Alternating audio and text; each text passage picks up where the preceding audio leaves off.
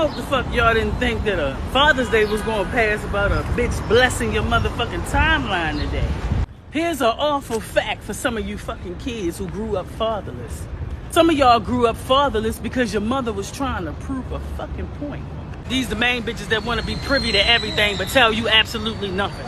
These the bitches that always send a text with my child. You get what I'm saying? Everything is mine. And you bitches is nothing but a bunch of control freaks and manipulators. You're never inclusive when you make fucking decisions. So that's how niggas know that you really want to do this by yourself. He have just as much say when it comes down to birthdays and graduations and party planning and special occasions and sports events. You ain't the only one who gotta have the fucking final say. It's not about you. It's not about what you want to spend. It's not about where you want to have it at. It's not about what you want the child to wear. It's not about the image that you want to put out there. It's about a team. The only time you want a nigga to come get involved is when you want him to come clean up the mess you created. That's the only time a nigga worthy or deemed worthy to be a fucking father, be a parent. And the only reason why you bitches do that, the only reason why you bitches reach out after many years of withholding the child from the father, because the child's behavior is starting to make you look bad. Y'all bitches want to throw around motherfucking narcissistic all day. Let's talk about that. See, niggas hip to you motherfucking bitches. They know why y'all do half the shit that y'all do anyway. This is all about winning for you bitches. It's all about competition. Because y'all too quick to bring it. Y'all too quick to want to bring the fucking bullshit. That's why niggas already know at go. It's never been an even playing field. You always had leverage. That's why you bitches exercise it as soon as you get a motherfucking baby out of a nigga. Look, what I'm so fucked up about is, why is it that we want to be praised for failure? Y'all be the main bitches that be out here on social media talking about you expecting a Father's Day card and gift and shit. You want to talk about transitioning. It was bitter baby mamas. Y'all was the first transsexuals. Fuck all that other shit. Because y'all wanted to be a mother and a father from the very beginning. Fathers are important. They're not second-class citizens. It's not left up to us alone, women, to decide the path in which the child goes. That's something that you have to do collectively as a team. It's no I in team. It's we. It's we. In the best interest of the child. If you can do that, then you're being a great mother. But if you ever make a decision in the best interest of you, and it never benefits the child, you that selfish bitch that I'm fucking talking about. It's gonna be some hurt motherfuckers this Father's Day. Deuces. Man, I just want to extend a huge shout out to Arcadio Santana of Long Island, New York, for building a platform for men that go through parental alienation, and to also place emphasis on the importance of a father being in a child's life.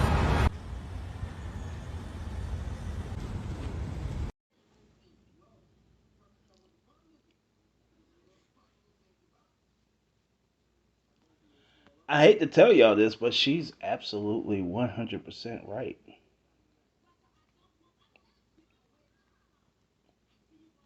With every shout out to her, first of all, but with every drop that she let go, she was absolutely 100% right.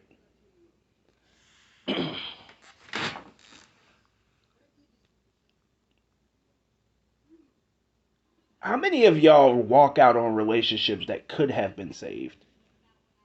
That with the proper work, the proper conversation, you could have saved those relationships and therefore saved your family? How many of y'all push a man out the door because you're simply tired of the monotony of the relationship? How many of y'all go out and step out and do things? See, we're a one-sided people and we like to tell our story from our side. That's what we do.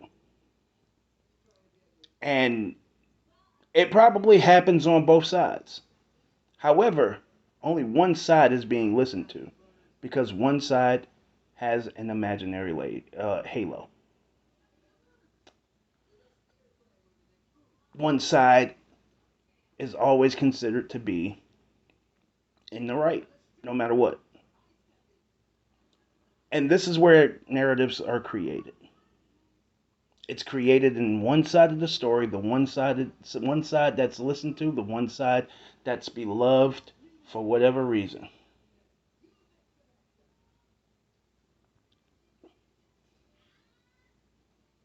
So,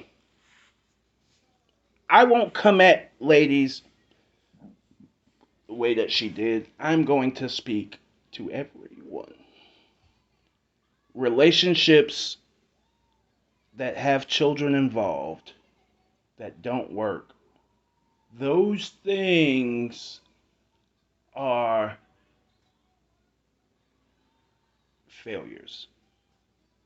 It is what it is. I fuck all the narratives that have been created about being a single mom and how great it is. You failed your children. And it's not looked at that way, and that's the fucking problem. Alright, so then we lead to, never mind the fact that as fathers, we had to share the day with Juneteenth. You think they didn't know what they were doing? We had to share Father's Day with Juneteenth. And never mind the fact that even in that month was Pride Month. Never mind that.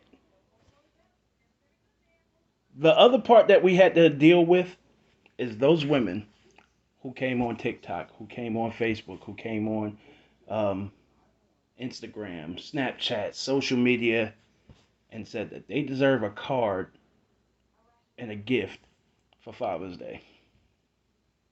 Who's going to give it to you? The father that you say do nothing?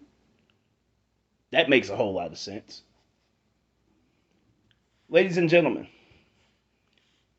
we cannot negate the fact that the transition is a big part of co-parenting. Okay? So how do you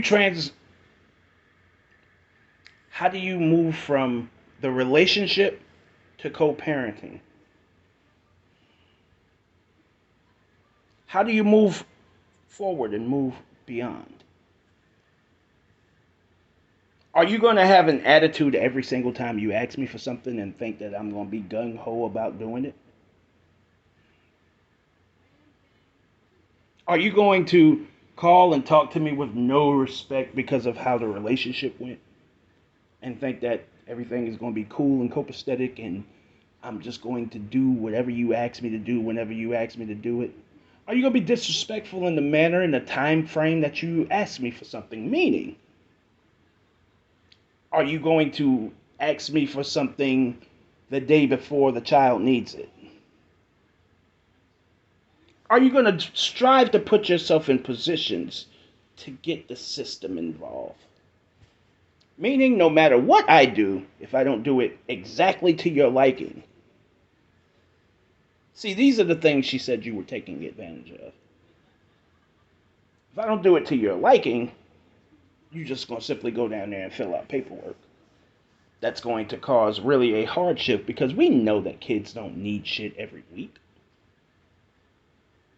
And if you have a father of a child that will do whatever for the kid, all you have to do is ask, be respectful when you're asking, and do it in a respectable time frame where, in case he doesn't have it right then, he has the time to maybe come up with it.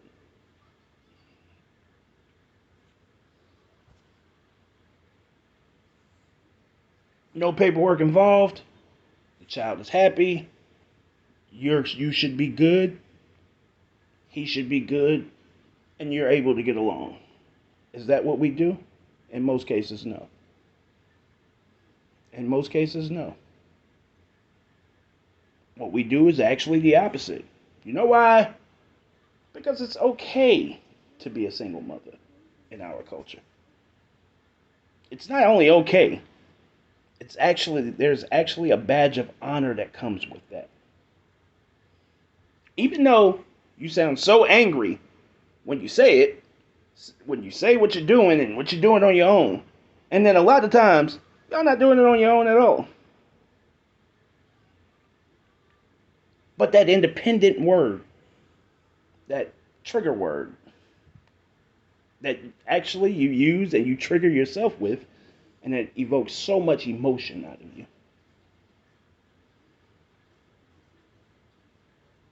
At the end of the day, it drives you. But wanting to be independent is you failing your kid. Leaving your baby dad or kicking him out or pushing him out the door, whatever the case may be, over the smallest fixable thing is failing your child. Having a child with someone you don't want to have a child with is failing your child.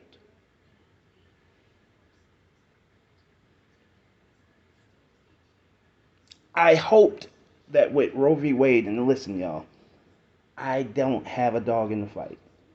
Don't care one way or the other. I am finished having kids. Done. Not for, and I'm not against it. But somehow I hope that we wouldn't do the arguing, bickering, fussing, and fighting behind this simply because you just want to be able to do this. That we would just adjust. But to no avail. Adjust meaning just be responsible and have sex with someone that you truly love and truly want to be with, and you've gone through the motions to find out or to figure out if that person really truly wants to be with you before y'all have a baby. And maybe start getting married before you have kids. Now, if I was having any more kids, I would be preaching to the choir. But going forward, I just hope that we adjusted. And we couldn't do that. We had like I've had probably about 100 conversations about it, whether it was on Clubhouse, Facebook, in my inbox, on public posts, all types of things.